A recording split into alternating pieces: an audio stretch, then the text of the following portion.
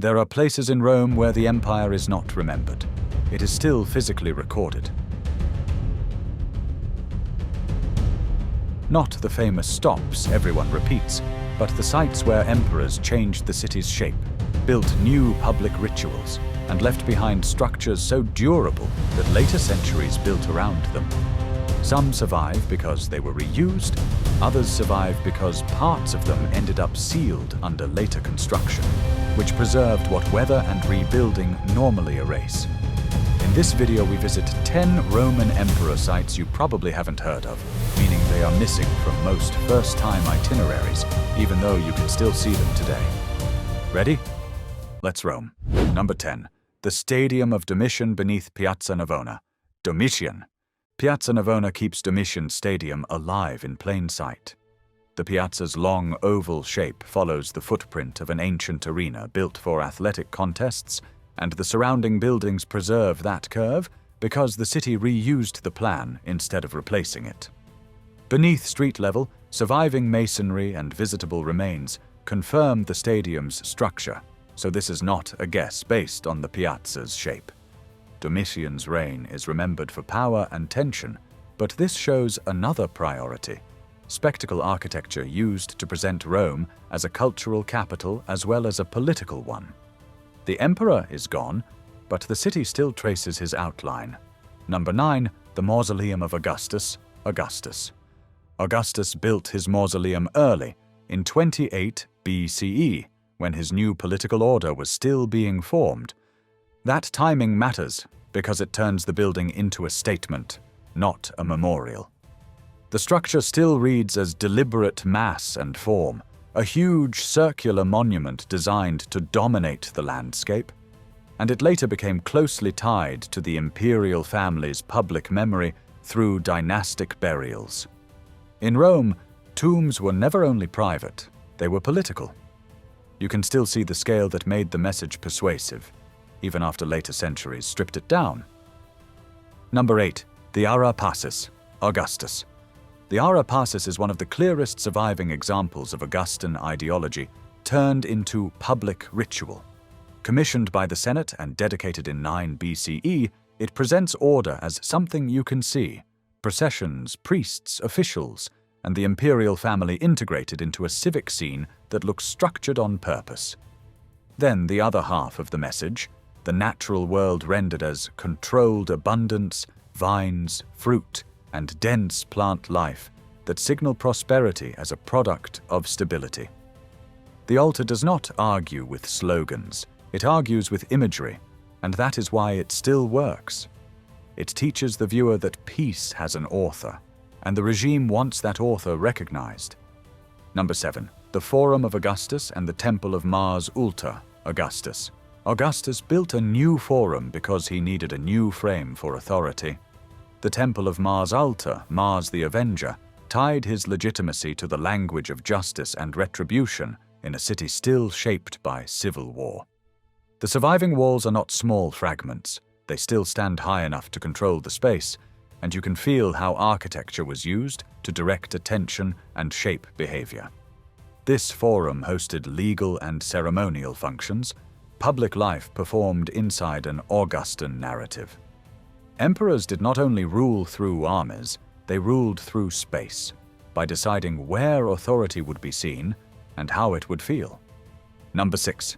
The Column of Marcus Aurelius. This is what Marcus Aurelius looked like in public, not the philosopher writing to himself, but the emperor presenting frontier war as the work of his reign.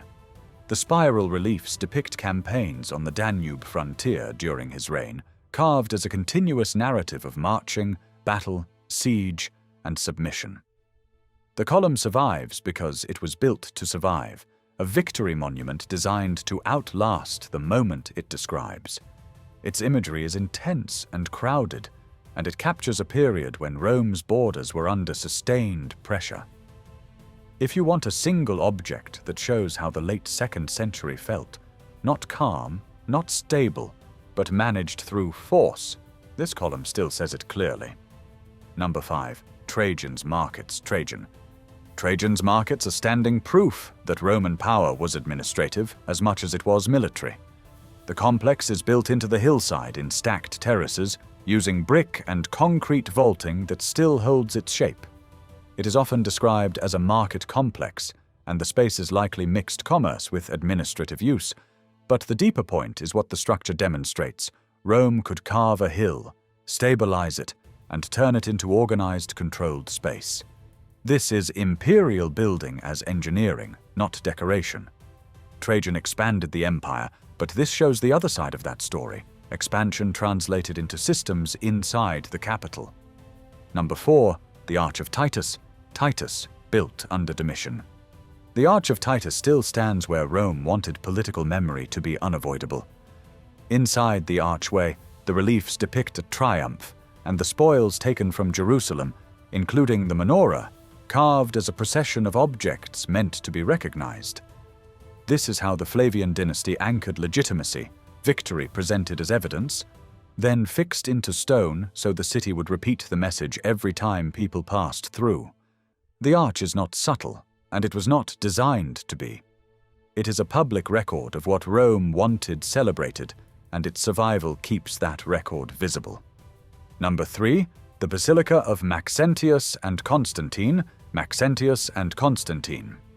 This is one of the most dramatic surviving interior volumes of ancient Rome, even as a ruin. Massive arches and vaults still stand high enough to show the building's original scale, civic authority expressed through overwhelming space. Maxentius began it, and Constantine completed it, a building that spans a political turning point. Before basilicas became churches, they were civic buildings tied to law and administration. What survives here is not only impressive architecture, it is the physical space where government presented itself as permanent. Number 2, the Domus Aurea, Nero. The Domus Aurea survives in large part because later emperors stripped, filled, and built over sections of it, sealing rooms underground rather than leaving Nero's palace visible in the city. That burial preserved interior spaces and fragments of decoration that would normally be lost. The surviving rooms still communicate what made it infamous, a private environment on a scale that competed with public Rome. It is also one of the clearest examples of politics shaping what survives, because the effort to erase Nero is part of why parts of his palace remain visitable today. Number 1, Hadrian's Villa at Tivoli. Hadrian's Villa is the emperor turning landscape into an organized world. Built as a vast retreat near Tivoli, the complex includes multiple precincts, water features, colonnades, baths, and carefully designed sightlines that still shape how you move through it today. It was not a single villa in the modern sense, it functioned like a private capital, where architecture and environment were used to produce experience as much as comfort. The remains are extensive enough to feel planned, not accidental, and that matters because Hadrian's reign is defined by building and by control of space. This is one of the strongest surviving proofs that Roman power could be expressed as design. These places do not settle every debate, but they preserve the evidence. Street plans that keep an emperor's stadium curve, monuments that normalize dynasty, reliefs that turn war and victory into permanent memory, civic buildings that make authority visible through scale, and a palace preserved because it was sealed under later Rome. If you want a part 2, tell me the direction. Deeper cuts in Rome, emperor sites across Italy, or the best surviving imperial infrastructure. Until next time, keep roaming.